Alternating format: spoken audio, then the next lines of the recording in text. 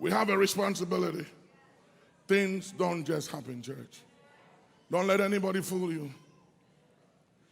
You know, years ago, I had a friend of mine that had a mega church.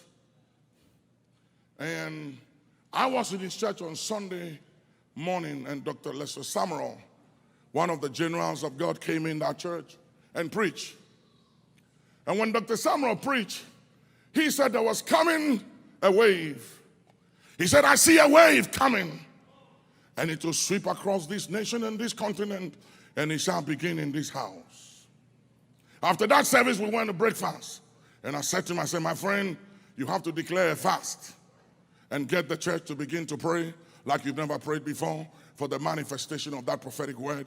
And he said, why do I have to do that? And I said, because God just revealed his original intent for your house, for this house, and for the nations through your house. And I said, Satan is going to come after you. You know what he told me?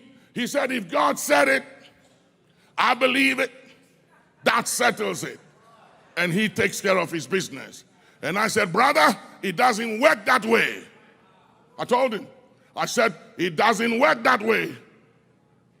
From that day, the devil strike his family, killed, attacked, cancers, scattered the church, divided the leadership, destroyed everything. He's out of the ministry now. And the prophecy came to pass, but he wasn't part of it. Because he refused to understand the rules of engagement, that the devil doesn't know God's plan about your life until that says the Lord. When the prophecy is revealed, you remember when the wise men came to Herod.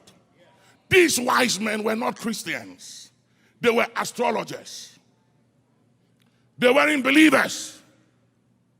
The wise men were not Christians. They weren't believers.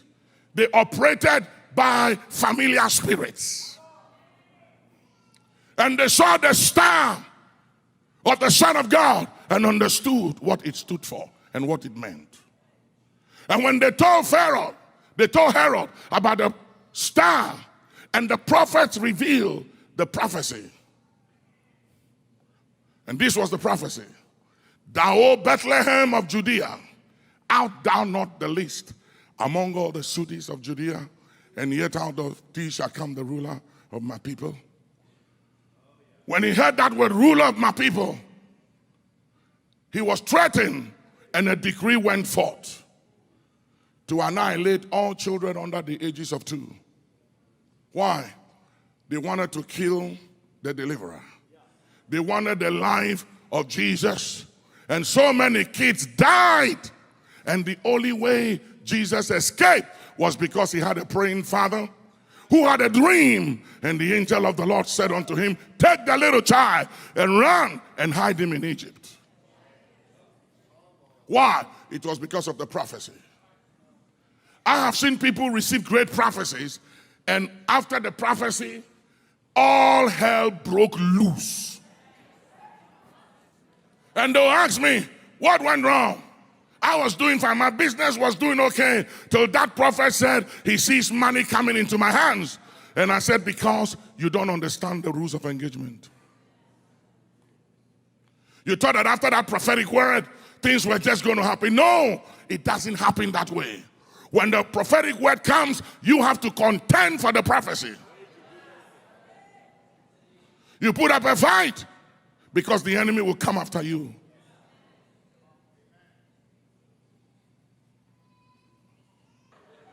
See, I hear you.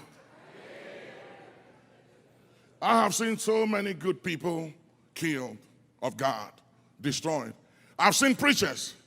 I have a lot of great friends of mine who have been killed, destroyed, with scandals.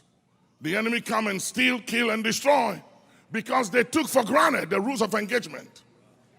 They believed things that were not true. I had a preacher friend of mine that died recently.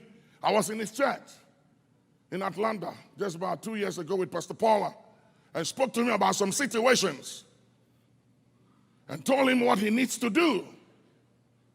And Pastor Paula asked me and said, what do you think? And I said, he's not going to do it. He won't do it. He won't do it. He's too secure financially. He's too secure. He has too much working for him. And I said he can't humble himself and come down to the level that he must come to get God back into his life. He won't do it. He's too secure. The system in America here makes men heroes and stars instead of men.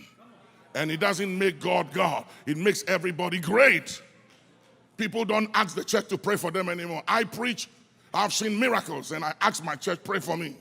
I'll go on my knees and I say, everybody pray for me. And I don't see that in America. In America, send your prayers, we will pray for you. Send your prayers, we will pray for you. As long as you come forth as a hero and a star, the devil will take you down. Because nobody stands alone. God never intended that the body should stand alone. We are interconnected. We need one another. And it doesn't matter how gifted you are. You need the brethren and the brethren needs you. And it's when we stay together that we are strong. Somebody say yes.